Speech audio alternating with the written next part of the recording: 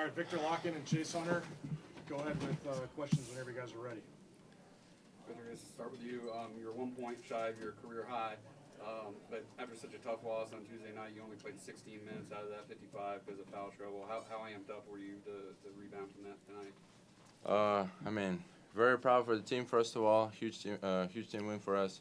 Everybody contributed, but for me, I was really disappointed. It was eating me from inside. See guys keep coming back to overtime, drenched every time, and I'm like fresh and ready to play, but I can't play because me being not smart in certain possessions and get a stupid one. So I was a great win for the team, and I'm happy that we bounced back the way we did.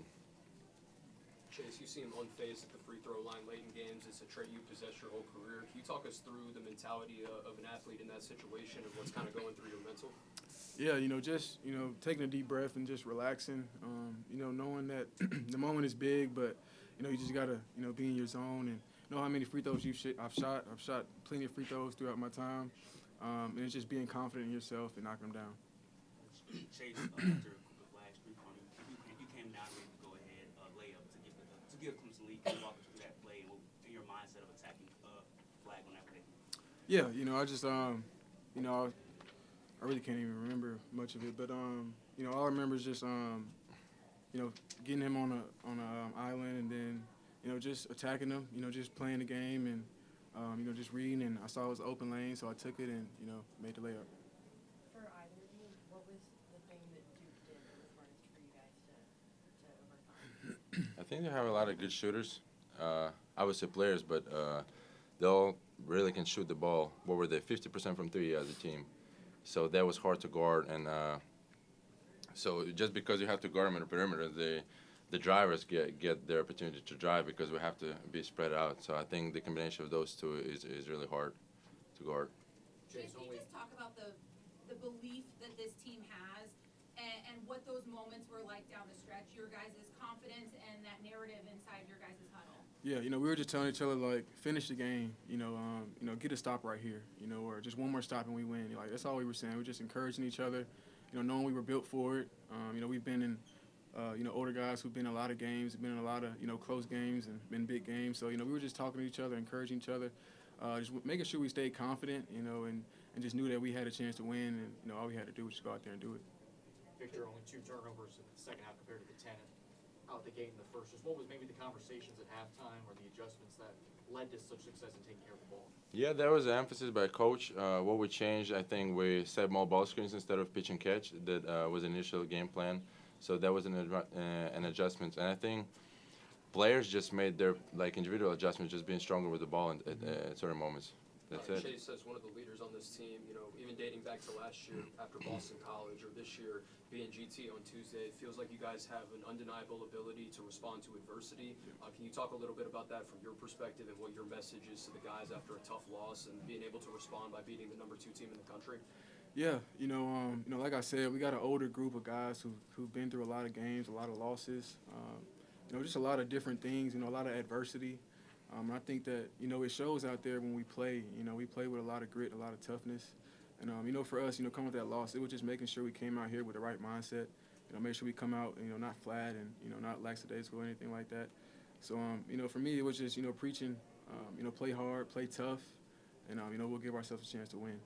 Chase, you're usually very stoic out there, don't show too much emotion, but you got that block, and it seemed like you let it all out in that moment. What were you feeling now that you accomplished the win and got pretty emotional? Yeah, it definitely all came out right there. That was a big play in the game. I was just hyped for myself and then for my team. It was just wanting to make a big play, make a tough play. That's what we were trying to do all game, just make tough plays. I think that was one play that was really tough, and I just had to let it all out. Viktor, how hard was Coach on you the last few days? Actually not. I think we've grown. I'm talking about you as far as the foul trouble and all that. How hard Yeah. I'm answering. So I just started a little bit from far, but yeah, we've grown together, and I think he kind of realized in those moments I put too much pressure on myself, and like I said earlier, it really eats me. Like, I'm really disappointed, and it hurts that I let the team down. So he talked to him one-on-one, and he said it's a big game. Here down composure and circle it probably like 20 times as he was speaking with his speech. So not really hard. Yeah, like I said, just emphasize the next game, move on. We need you. Just don't let it happen again. Victor, there was that moment where you missed that layup, and then Coach takes you out for about 30 seconds. What did he say to you when you're going off, and then how did that help you finish the game? First of all, when somebody said I'm 1 point short of my career high, I don't think about that one. Yeah. But what helped to finish the game? I mean, like Chase said, we have older guys. I don't think we're really composed, really playing with poise at the end of the game. Like, we know what we need to execute. I think we did a great job of that. And coach just kind of like trying to calm it down. That's it. Getting back to that, you were the last guy to leave the court, taking selfies, hugging people your way out. Just what's it like to be embraced by the fan base in your first year here, and what was that moment like kind of after the game with the court story? Oh, amazing. I mean, last year, trying to get the most out of it. So I'm really having fun out there. And I love basketball. I love being in Clemson. I love fan base. I love people who are supporting us. Like, love it. Cincinnati's a big basketball school. How did this crowd compare to some of the best that you saw? I mean, Kentucky and this crowd are probably average crowd in Cincinnati because, like I said, it's a really basketball school. But I think we're getting there. We're getting more attention, more fans to our games, and keep coming. Chase, you with getting back to that block, you've done that several times in the past couple games. What is it about being able to get back after maybe you got beat or something like that to make a big block? Yeah, just not giving up on the play. Just battling through, and like I said, making a tough play for the team.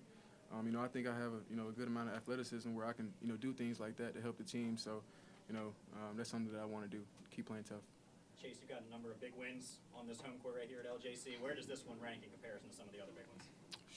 I would say this is number one. Just with everything that's been going on. Dickie V's here. Different things like that. It was a lot going on in this game. I would say this is number one, just as far as atmosphere, the way we won, and the way this team played today. Chase, expanding on that, did Dillon hitting the biggest shot of the game impact being number one for you? Yeah, I wasn't thinking about that in that moment, but now that you say that was definitely a big shot. I'm proud of him for knocking that down. He put in a lot of work, so definitely proud of him.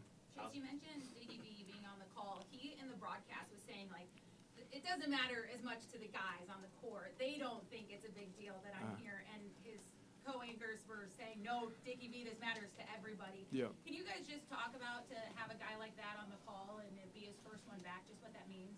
Yeah, it means a lot. I think we're a part of history. The fact that he's at our first game back for 2 years. It's definitely something that I think we all thought about. I was seeing it on social media. He's big in the college hoops world. So I've been watching college basketball all my life, and he's someone that I admire. So it was big to have him here. Got time for maybe one or two more. You guys held Cooper Flagg probably about as bad as he's played in a game in a long time, at least through the first 35 minutes or so. What was working so well for you guys against him to keep him in check? First of all, I think Ian did a good job. So all praise goes to Ian. And we did mess up, me particularly, a couple ball screen coverage where I shoot it wide and led him to a wide open three. But, he's going to be a great player, and we did a good job on him, although he's probably going to bounce back. Hopefully we're going to see him again in the tournament and going to do as good a job then. But, yeah. How much did Coach Brownell kind of challenge you guys to rebound better after you guys' performance against Georgia Tech on Tuesday? Yeah, it was a big emphasis. Something that we just got to be better. Just got to be a little more tougher. It was definitely a big emphasis coming to this game with their length and their size. But I think we focused on that and we did a good job of rebounding today. Any more questions for these two? Go Tigers, baby. Yes, sir. Thank you. Thank you.